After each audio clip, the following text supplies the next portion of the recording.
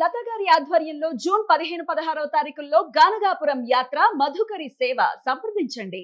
నమస్తే, welcome to Suman TV. నేను పద్మిని. ప్రస్తుతంతో పాటు ప్రముఖ ఆధ్యాత్మికవేత్త, సూర్య ఉపాసకులు, sun spiritual society founder Vikramaditya గారు మనతో పాటు ఉన్నారు. మాట్లాడదాం. నమస్తే సార్. సూర్యోస్మి తల్లి. సార్, గురువు యొక్క మార్పు జరిగింది. 12 ఏళ్లకు ఒక్కసారి మాత్రమే కర్కాటక రాశిలోకి వస్తారు. మనకి విదితమైంది. కర్కాటక రాశిలోకి వచ్చారు 2వ తారీఖున. అలాగే యమునా నది పుష్కరాలు కూడా వచ్చాయి. మరి గురువు మార్పు రీత్యా ద్వాదశ రాశులకి ఆయన ఉచ్చస్థితిలో ఉండడం చేత ఎటువంటి ఫలితాలను ఇస్తారు? అన్ని వేళలో ఉచ్చస్థితిలో ఉండరు కదా, సో ఎటువంటి ఫలితాలు ఇస్తారు ఒకసారి మీ ద్వారా తెలుసుకోవాలనుకుంటున్నాను సార్. ఎందుకమ్మా అంటే కర్కాటక రాశి ఆయనకి ఎందుకంత ఉచ్చస్థితి? ఆయనకి చాలా అంటే ఉచ్చస్థితి ఎందుకంటే అంటే ఇప్పుడు ఇక్కడ సుమన్ టీవీలో చాలామంది యాంకర్స్ ఉన్నారు. విక్రమాదిత్యకి పద్మిని గారికి ఉన్నటువంటి ఆ ఇంటరాక్షన్ ఎందుకు అంత బెటర్గా ఉంటుంది? చాలా కంఫర్టబుల్గా ఫీల్ అవుతాం, లేకపోతే మనది ఓన్గా ఫీల్ అవ్వటం. అంతే కదా, అంటే సొంత ఇల్లు అంటే ఇక్కడ కూడా ఇప్పుడు పద్మిని ఆహ్వానించినప్పుడు ఇది సహజంగా సుమన్ టీవీ, కానీ ఇక్కడ నాకంటూ అంటే నా మనిషి, లేకపోతే మీ ఇద్దరం కలిసి జర్నీ చేసాం, ఒక అద్భుతమైనటువంటి ప్రయాణాన్ని మొదలుపెట్టాం. ఒక కొత్త రకాన్ని అంటే ఒక యాంకర్ ఒక గెస్ట్ లా కాదు మన ఇద్దరం మొదలుపెట్టింది. అంటే ఇప్పుడు ఎంతమంది మీరు ఎన్ని చూసుకోండి, ఈ 5-6 ఏళ్లలో ఈ టైప్ ఆఫ్ అంటే ఒక ఇంటరాక్షన్, ఒక సమస్యని కూలంకుశంగా పరిష్కరించడం, దాని గురించి విశ్లేషణ చేయడం. ఏదో డౌట్ అడిగేస్తే ఆన్సర్ చెప్తే జనాలకు అర్థమయ్యేది కాదు. మన ఇద్దరం మొదలు పెట్టాం. అవును, 100%. అలా గురుడికి కర్కాటకంలో ఏముంది ప్రత్యేకత? చాలా కంఫర్టబుల్గా ఉంటాడు. పైగా చంద్రుడి యొక్క రాశి, వారిద్దరు కలిస్తే గజకేసరి అని కూడా అంటారు. ఇంకా అంటే ఆయన అందులో అక్కడ ఏ నక్షత్రం ఉంది? పునర్వసు. ఆయన స్వనక్షత్రం ఉంది. ఇంకా పుష్యమి, ఆశ్లేష. ఓకే, పుష్యమి నక్షత్రానికి అధిపతి ఆయనే, అంటే నక్షత్ర అధిదేవతగా ఉన్నాడు. అలాగే పునర్వసు నక్షత్రం, ఆశ్లేష. అంటే ఒక ఇంటిలో నేను చాలా హ్యాపీగా ప్లెజెంట్గా ఉంటున్నానంటే నాకు సంబంధించినటువంటి, నేను పద్మినితోటి ఎందుకు అంత బాగుంటాను అంటే తనకు సబ్జెక్ట్ ఉంది, నాకు సబ్జెక్టుని ప్రజెంట్ చేయాలనే తాపత్రయం ఉంది. కాబట్టి మా ఇద్దరం కలిస్తే ఒక మంచి ఎపిసోడ్ వస్తుంది. అలాగే చంద్రుడు కర్కాటక రాశి ఏదైతే ఉందో అది సహజ చతుర్థ స్థానం, అది డొమెస్టిక్ లైఫ్. అంటే గురుడు ఆధ్యాత్మికతలో ఒక అత్యున్నతమైనటువంటి స్థితికి తీసుకెళ్ళడానికి పుష్యమీ నక్షత్రానికి సహజంగా తనకి శని పడడు కదా, కానీ వాళ్ళిద్దరూ కలిగితే నీచభంగ రాజయోగం మకర రాశిలో జరుగుతుంది. అది దానికి ఆపోజిట్గా ఉండేటువంటిదే కదా కర్కాటక రాశి. అందుకని అక్కడ అద్భుతమైనటువంటి తనకున్నటువంటి శక్తులను ఎవాపరేట్ చేసి తద్వారా తన దృష్టి ఎక్కడెక్కడైతే పడుతుందో అక్కడ అంటే సహజ శుభుడు అంటారా? సహజ శుభుడు, పూర్ణ శుభుడు. ఇప్పుడు మీరు జ్యోతిష్ శాస్త్రాన్ని నేర్చుకోవడానికి ఎన్ని రోజులైంది స్టార్ట్ చేసి? అంటే గురుడు రాబోతూ మీకు ఏమి నేర్పిస్తున్నాడు? శాస్త్రాన్ని నేర్పిస్తున్నాడు. గురు పుష్యమి యోగం రోజు మొదలైంది. ఓ సూపర్. ఇంకా తిరగలేదు. ఇంకా అంటే నీకు వచ్చేటువంటి అజ్ఞానం ఇక మనం వర్ణించలేం. మీ అదృష్టం పద్మిని దొరకటం మీ అదృష్టం. ఆవిడ నువ్వు ఎక్కువ నవ్వేస్తున్నావు, లేకపోతే ఎక్కువ ఇంటరాక్ట్ అయిపోతున్నావు, వాళ్ళు మాట్లాడినివ్వు అంటే తను మాట్లాడుతుంటేనే లోపల నుంచి ఏమైనా వస్తాయి. అది సహజంగా తనకున్నటువంటి తృష్ణ. శాస్త్రమే. మంచి తల్లి. ఏం చెప్పించేద్దాం అనుకుంటున్నాం? గురువు కదా, మరి మళ్ళీ ఇటువంటి కాంబినేషన్ ఎప్పుడు వస్తుంది అసలు? ఒక్కసారి ఆలోచించు. ఎన్ని సంవత్సరాలు అంటే 12 సంవత్సరాలకు ఒకసారి పుష్కరాలు వస్తాయి, కానీ ఈ జ్యేష్ఠం అధిక జ్యేష్ఠం రాదుగా. ఈ కాంబినేషన్ మళ్ళీ కుదరాలంటే ఒక్కొక్కసారి వాళ్ళు పెడుతుంటారు 122 సంవత్సరాలకు ఒకసారి, 200 ఒకసారి. అలా చూసుకున్నా కూడా మనం చూడలేము. ఈ జన్మకు చూడలేకపోవచ్చు. కరెక్ట్. కానీ ఈ జన్మలో ఇప్పుడు చేసుకుంటే ఈ పుణ్యాన్ని పట్టుకెళ్ళిపోవచ్చు, ఎక్కడికి వెళ్ళినా పట్టుకెళ్ళిపోవచ్చు. అవకాశం. అందుకని ఏంటంటే సంవత్సరం పాటు ఆయన అతిచారంలో ఉన్నారు కదా, అటు ఇటు తిరుగుతూ కర్కాటకం నుంచి మళ్ళీ మిథునానికి వెళ్ళి కర్కాటకానికి. ఈ ఆటలో అద్భుతమైనటువంటి ఫలితాలు మారుద్దాం. బాగుంది, చాలా మార్పు వస్తుంది జనాల్లో. ఆధ్యాత్మిక చింతనకి ఇది అద్భుతమైనటువంటి సమయం. ఈ సంవత్సరం శ్రద్ధగా భక్తి శ్రద్ధలతో చేస్తే ఈ పుణ్యం ఏదైతే ఉందో మనకి జన్మజన్మలాగా చేస్తుంది. బ్యూటిఫుల్. మరి ఏం చెయ్యాలి? గురువుని ఎలా ప్రసన్నం చేసుకోవాలి ద్వాదశ రాశుల వాళ్ళు అనేది ఒక్కొక్క రాశికి సపరేట్గా మాట్లాడుకుందాం సార్. అలాగే మీరు వేదాన్ని నేర్చుకుంటూ ఉన్నారు కాబట్టి వేదమే అన్నిటికీ ప్రమాణం అని ఖచ్చితంగా అందరికీ తెలిసినటువంటి విషయం.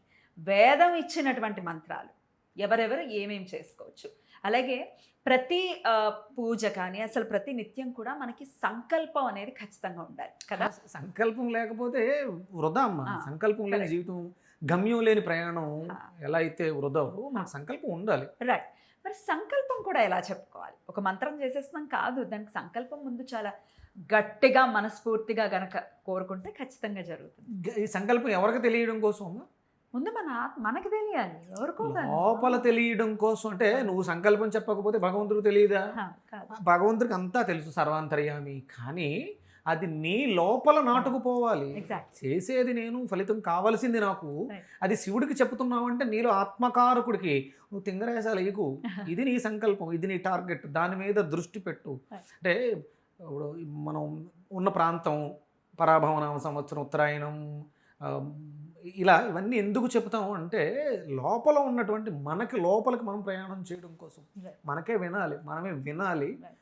మన దృష్టి దాని మీద కేంద్రీకృతం అవ్వడం కోసం ప్రతిరోజు ఎవరైతే ఆ సంకల్పాన్ని చెప్పుకుంటారో అద్భుతాలు చూస్తారు. రైట్. ఎలా చెప్పుకోవాలి అనేది కూడా వీడియోలో ఏ రాశి వాళ్ళు ఎలాగ ఏ మంత్రం చదువుకోవాలి, ఎలా సంకల్పం చెప్పుకొని చదువుకోవాలి అనేది వివరంగా మనం అందిద్దాం సార్. మరి మొదలు పెడదామా? తప్పకుండా తెలియదు. రైట్.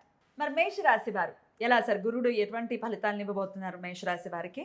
అలాగే ఎలాంటి శనిలోనే ఉన్నారు వారు, మరి ఎటువంటి మంత్రాలు చదువుకోవాలి, ఎట్లా సంకల్పం చెప్పుకోవాలి? ఏలినాటి శని ప్రభావం ఎలా ఉంటుందమ్మా మేషరాశి వాళ్ళకి? మామూలుగా నన్ను మరి ఆయన ఏం పెట్టట్లేదు. ధర్మాచరణ వల్ల ఉంటే ఏమీ పిండడు. అది అంటే ఎవరైతే కర్మ విరుద్ధంగా ఉంటారో వాళ్ళని శని పనిష్మెంట్ చేస్తారు. అందుకని మీరు చేసే కర్మ ఏదైతే కర్మ చేస్తున్నామో అది ధర్మం వై ఉంటే మీకు ఆ శని అంటే ఏలినాటి శని జరుగుతుంది ఇలాంటివి అసలు మీరు ఆలోచించాల్సిన అవసరంగా ఉండదు. కాబట్టి అందరూ కూడా ధర్మాచరణలో, ధర్మం ఏంటి అంటే వేదం గురించి తెలుసుకోవటం ధర్మం, తెలుసుకున్న ధర్మాన్ని 10 మందికి తెలియచెప్పటం ధర్మం, సంధ్యావందనం ధర్మం. రాముల వారిని నిద్ర లేపుతూ ఏమన్నారు ఋషి? కౌసల్య సుప్రజా రామ పూర్వా సంధ్యా ప్రవర్తతే ఉత్తిష్ట నరసార్థూలం కర్తవ్యం దైవమాంగికం. కర్తవ్యం అది మర్చిపోతాం. ఎవ్వరూ సంధ్యావందనాలు చేయట్లేదు.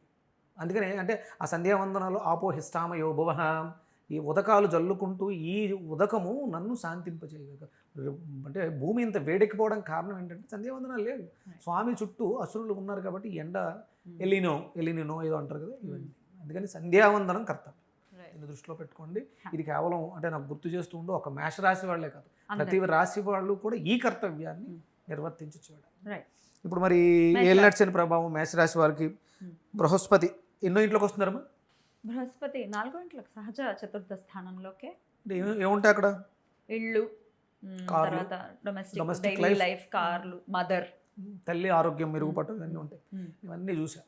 నిన్నే వచ్చిన వెంటనే నేను ముందు ఫస్ట్ ఇది బృహస్పతి సూక్తం నుంచి ఈ ఋగ్వేదంలోని మంత్రం సూక్తంలో ఎక్కువ చాలా మంత్రాలు ఉంటాయి, 11 మంత్రాలు ఉంటాయి. కానీ ఇందులో ఒక మంత్రాన్ని మనం పట్టుకుని సాధన చేస్తే చాలు. నేను నిన్న యథాశక్తి జపం చేసుకుని మేషరాశి వారు కదా హోమం చేసుకుని ఎవల పిండితో బెల్లము, ఎవల పిండి అంటే మనకి హోమానికి ధాన్యంలో ఎవలను వాడుతాం. ఎవల పిండితో బెల్లము, పాత బెల్లం, తేనె, ఇంకా సుగంధ ద్రవ్యాలు, తిప్పతీగ, ఇవన్నీ కూడా చూర్ణాలు చేసుకొని స్వామికి ఇంచుమించు సుమారు 1 కేజీన్నర నివేదన చేసి ఎర్ర బియ్యంలో ఎర్ర బియ్యంతో, అంటే నిన్న ఏ రోజు? మంగళవారం. అందుకని కుజుడితో అనుసంధానం చేస్తూ ఎర్ర బియ్యంతో పాయసం వండి హవిస్సుగా ఇచ్చి హోమం చేసుకొని ఈరోజు మీకు అంటే నేను అనుకోలేదు, కేవలం నీ సంకల్పం వల్ల నేను ఇక్కడికి వచ్చాను కదా, నీకోసమే వచ్చాను. ఏదంటే నువ్వు చెప్పించాలనుకున్నావు కదా. మంత్రం చెప్దామమ్మా. బృహస్పతే అతి యదర్యో అర్హాద్ ద్యుమద్విభాతి కృతుమజ్జనేషు యద్దీదయచ్చవస మృత ప్రజాత తదాస్ము ద్రవిణం దేహి చిత్రం. ఇది మంత్రం అమ్మ. ఓకే, సంకల్పం ఎలా చెప్పుకోవాలి సార్?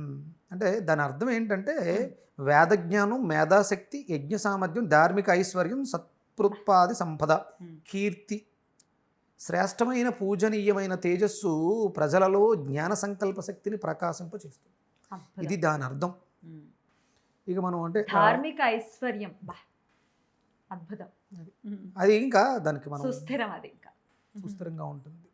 మనకి ఇక్కడ గురుడి యొక్క అనుగ్రహం, అలాగే రాశికారకుడైనటువంటి చంద్రుడు.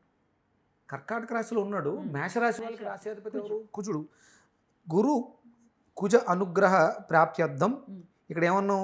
ఏ సంపద అది? ధార్మిక ఐశ్వర్యం. ధార్మిక ఐశ్వర్య స్థిత్యర్థం, జ్ఞాన భక్తి ధర్మాచరణ యోగ్యతా స్థిత్యర్థం, గృహ వాహన సౌఖ్యాభివృద్ధ్యర్థం బృహస్పతి మంత్ర జపం కరిష్య. ఇది ఫస్ట్ చదువుకోవాలి. సంకల్పం. అదే మనం ఫస్ట్ సంకల్పం చదివి. ఆచమనం చేసి మనం అంటే ప్రాంతాలను బట్టి ఆ ప్రాంతము మనం పరాభావనామ సంవత్సరం, అధిక జ్యేష్ఠ మాసం, ఏ మాసం అయితే మాసం మారుతుంటాయి కదా, అలా సంకల్పం చెప్పుకుని ఈ సంకల్పం చెప్పుకుని ఈ మంత్రాన్ని ఎన్నిసార్లు చదవమంటారు? ఇది అంటే 16 పెద్ద మంత్రం కదా, 16 సార్లు. దీంతో పాటు ఓం గ్రాం గ్రీం గ్రౌం ఐం సహ బృహస్పతి నమః బీజ మంత్రం. ఇది యథాశక్తి 108, 1008 మీ ఓపిక. అంటే మీకు ఆ చతుర్థం బలం ఎంత పెరగాలి, ఎంత కావాలి అనుకుంటే. నేను నిన్న ఒక 5 మాలలు చేశాను. ఈ మంత్రాన్ని 27 సార్లు చేశాను. హోమం 108 చేసుకున్నాను. అద్భుతం. మీకు ఓపిక ఉంటే ఒక 1000 అయింది, దశాంశం హోమం చేసుకుంటే మంచిది. అందరూ ధార్మిక సంపద ఎప్పుడు వస్తుంది అంటే యజ్ఞం చేస్తే వస్తుంది. హవిస్సు ఇవ్వండి. మీ ఓపిక. ఎవలు పిండి, సత్తుపిండి దొరుకుతుంది మనకి, దాంట్లో కొంచెం తేనె బెల్లం కలిపి ఉండలు చేసి స్వామికి హవిస్సిస్తూ చేయండి. అద్భుతమైనటువంటి ఐశ్వర్య సంపద, జ్ఞానాభివృద్ధి అంతా వస్తుంది. అద్భుతం. అలా రావాలి మేషరాశి వారికి అని మనం స్ఫూర్తిగా కోరుకుంటూ చాలా చక్కగా తెలియజేశారు. ఇక నెక్స్ట్ వీడియోలో వృషభ రాశి గురించి తెలుసుకుందాం. Thank you sir. నమస్తే. సూర్యోస్మితల్లి.